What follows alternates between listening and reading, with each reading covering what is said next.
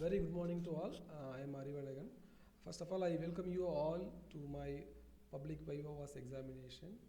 The title of my research is Investigation on Strength Improvement of Additive Manufactured Component with the Approach of Biomimetics, guided by Dr. M. Suresh. Here I show my overview of my presentation. It starts with introduction about additive manufacturing and biomimetics, followed by the literature survey to enhance the strength of FDM components.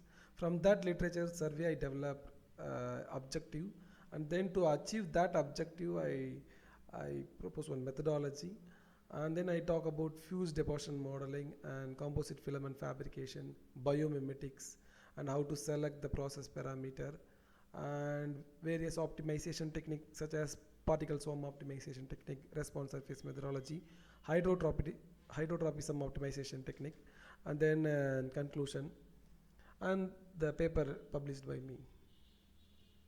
So we all know that additive manufacturing technique is going to rule the world in future. Why? Because not only in the manufacturing sectors, various sectors like medical, food industries, aerospace industries, even in education industries, they are using additive manufacturing techniques. For example, in medical purpose, they are printing organs using bioprinting, and in food industry, they are making food like burger, sandwich that can be used in space for astronauts. Similarly, in defense sector also they are using various to develop complex shapes. They are using additive manufacturing technique. So definitely additive manufacturing technique is going to rule the world in future. That's why I choose additive manufacturing technique. And we all know that 3D printing or additive manufacturing is nothing but to develop a three-dimensional object simply by designing a 3D model in software like CAD softwares, SolidWorks, CATIA, whatever it may be, and then importing to slicing software like Cura, and there we set parameters, and then finally convert that into a G code and fed into 3D printing machine to print uh, three-dimensional objects. And there are various types of additive manufacturing technique. The commonly used additive manufacturing techniques are fused deposition modeling, stereolithography, and selective laser sintering.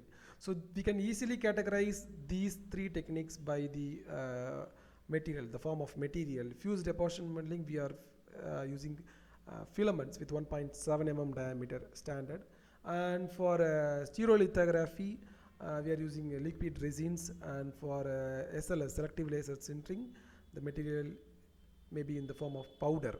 So depend upon the material, we can classify these additive manufacturing technique.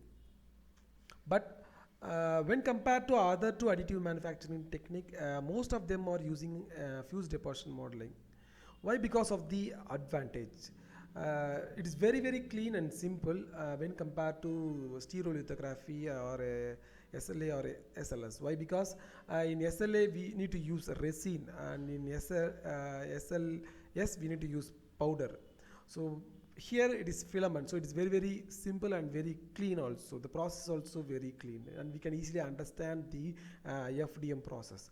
And then the next advantage is very important, which is it is very low cost when compared to SLA printer or SLS printer. FDM machine cost is very low. Even you can get FDM printers at 10,000 rupees. Even we can build our own FDM printers below 10,000 rupees. So yeah, worldwide most of them are using FDM printers, all because of the low cost. And then the next advantage is we can use wide variety of materials. Starts from PLA, ABS, PETG, PET. Even we can print flexible filaments also, flexible components using flexible filaments like TPU, Ninja Flex. Even we can print components, decorative components by using wood filaments. Even we can use composite feedstocks also. So all because of the low cost as well as the materials. Uh, it, these are all the advantages of AFDM printers. And then the availability of that material is also very high. We can get it from anywhere. Even we can get all these types of material from online itself. Nowadays they are selling composite feedstock also, carbon fiber reinforced feedstock also in online. And then the material cost is also low. Not only the machine, the material cost is also low, and it is accessibility means you can learn within 1 or 2 hours to operate in FDM printers. More than 1 hour is enough. We can learn all these stuff. So all because of these advantage, most of them are using FDM printers. And there are few disadvantages or there, uh, that is poor mechanical properties and low strength. We can't able to use this FDM components as a functional components. If we used as a functional components, definitely it will break, all because of the poor mechanical property and strength. So that's all about the introduction of additive manufacturing technique. And the next topic is biomimetics. Biomimetics is also known as biomimicry. We can call it as biomimicry. It is a imitation of the models or systems in nature. We can inspired from nature, and we take the concept from the nature and to solve engineering problems. If we are facing any problem in engineering, means we need to search for solution in nature and then get concept from there and apply it here to solve in an innovative way. So that's called biomimicry. Why I'm using this principle is because nature is evolved for 3.8 billion years of evolution. That is nothing but an iteration. 3.8 billion year of iteration. Nature already solved so many problems. Maybe what we are going to try to solve in future also already solved by the nature. So we can get solution from nature directly. So that may be the best solution. So that I use biomimetics in this research. I just combine biology and additive manufacturing, these two different fields, to solve some problem in engineering. And then I go through literature survey to enhance the strength of FDM components. Why? Because I already told that FDM components are not used as a functional component. Why? Because of the poor mechanical properties, right? So here you can see Fuda, he's the author who proposed that pure thermoplastic is limited, all because of its poor mechanical properties. He suggests one solution for that. He said instead of pure thermoplastic, we can use composite feedstocks. So he tried with carbon fiber reinforced composite feedstock, and he come up with a result. Composite feedstocks gives high strength. It gives better mechanical properties when compared to pure PLA. So the one way to enhance the strength of FDM components is by employing composite feedstocks.